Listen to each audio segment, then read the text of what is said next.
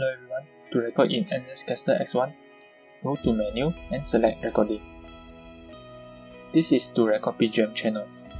Inside here, you can select the video bitrate, audio bitrate and so on. After you're done, go back and click this record button. When it is successful, the icon will change color. To stop, click again the icon. You can check your recorded file at File Transfer, Record, PGM. The file name will be based on the date and time.